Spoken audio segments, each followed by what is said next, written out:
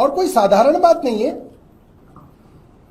84 लोग तो ऐसे थे जिन्होंने 4000 लोगों के नाम डिलीट कराने की एप्लीकेशन दी। और ये एप्लीकेशन तो उस वक्त की बता रहा हूं जब पहले ही अरविंद केजरीवाल जी की नई दिल्ली कॉन्स्टिट्यूएंसी में 1,48,000 वोटरों में से 42,000 वोटरों के नाम पहले ही काट के उसको 1,06,000 कर चुके थे।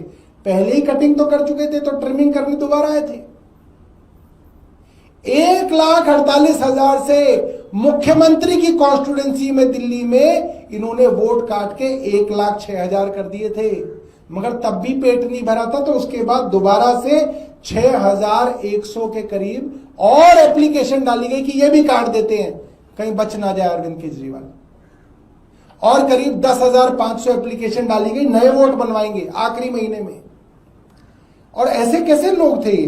तरुण कुमार चौटाला 108 लोगों के वोट कटवा रहे थे, उषा देवी 22 लोगों के वोट कटवा रही हैं, राजकुमार 82 लोगों के वोट कटवा रहे हैं। और ये लोग वो हैं जो आके बोले कि हमने तो एप्लीकेशन ही नहीं दी और चुनाव आयोग को कोई दिलचस्पी नहीं कि इसकी जांच कराए। भाई ये कैसे चल रहा है? और ये पहली बार नहीं है। मैं आपको बहुत पुरानी, आज से करीब 6 साल पीछे ले जाऊंगा। 7 दिसंबर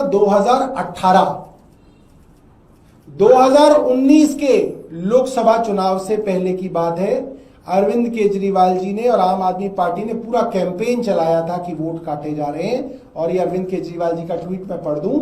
names of 30 lakh voters have been similarly deleted by BJP in Delhi. It seems BJP is doing it all over the country in active collusion with election commission. ये ज्वाला गुट्टा जो थी, ये बैडमिंटन प्लेयर थी हैदराबाद की, इनका वोट, इनकी मां का वोट, इनकी बहन का, इनके फादर का, सबका वोट काट दिया गया था। तब इन्होंने ट्वीट किया था ये कि हम 12 साल से यहां पे रह रहे हैं, तेलंगाना इलेक्शन से पहले हमारे वोट काट दिए गए। आप में से बहुत सारे पत्रकार उस चीज को शायद रिलेट ना कर पाए, मगर जो जो गरीब लोग मेरी इस प्रेस वार्ता को सुन रहे होंगे उनको ये बात मालूम है कि 2013-14 से ये बात अक्सर चुनाव से पहले देखी जा रही है कि जिस दिन वोटिंग वाला दिन है, गरीब आदमी घर से निकलता है वोट डालने के लिए और वहां पता चलता है उसका वोट ही नहीं है। वो परेशान होकर कभी इस टेबल पे कभी उस टेबल पे घूम रहा होता है और उसका वोट नहीं मिल रहा होता।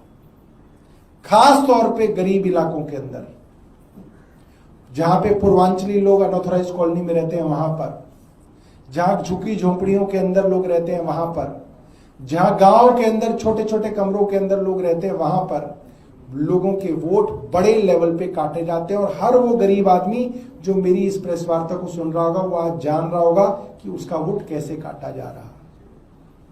वोट बिना वेरिफिकेशन के नहीं काटा जा सकता। अगर एप्लीकेशन आएगी तो बीएलओ की ड्यूटी है कि वो जाके वहां पे वेरीफाई करेगा कि आदमी यहां रहता है नहीं रहता है, और जब वेरीफाई हो जाएगा तब वोट काटे जाएंगे। मगर इस पिछले 10-11 सालों के अंदर बिना वेरिफिकेशन के फर्जी एप्लीकेशनों की बिना पर लाखों वोटों को काटने का काम पूरे देश में किया गया।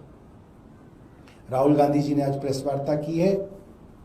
मुझे लगता है क्योंकि कांग्रेस बड़ी फुटप्रिंट वाली पार्टी है, आजादी से पहले का इन लोगों की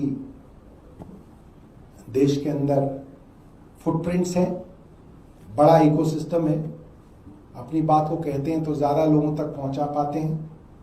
मगर हम ये बात जरूर कहेंगे और हमें बड़ा फक्र है इस बात का कि अरविंद केजरीवाल जी ने बात 2018-2019 में कही। दूसरा ट्वीट मैं आपका 2019 का दिखा दूं। 11 अप्रैल 2019 किरण मजुमदार शॉ ने कहा, जो बेंगलोर की एक बड़ी उद्योगपति हैं, कि मेरी मदर का ID card, my mother's voter ID has been deleted on flimsy excuse that there was a report that she no longer lives at her address. She is so upset I can't tell you because she has been at the same address for 19 years. किरण मजुमदार शॉ अक्सर सरकार की आलोचना के लिए जानी जाती थी, तो जाहिर सी बात है प्रोफाइलिंग आसान होती है ऐसे लोगों के लिए। तो उस पर अरविंद केजरीवाल जी ने कोट करके कहा था, reports are coming from across the India that votes are being deleted, have been deleted on unprecedented scale 11 April 2019। और ये जो मैंने आपको प्रेस वार्ताएं दिखाई, ये हमारी दिसंबर 2024 और जनवरी 2025 की प्रेस वार्ताएं थी, जिसमें मास लेवल पे डिलीशंस का काम किया जा रहा था। इलेक्शन कमीशन ने उसके बाद कोई जांच नहीं कराई, ना कोई जांच कराने की जो है कोशिश की। इससे साफ पता चलता है इलेक्शन कमीशन पूरी तरीके से कल्यूजन में सरकार के साथ मिलके काम कर रहा है।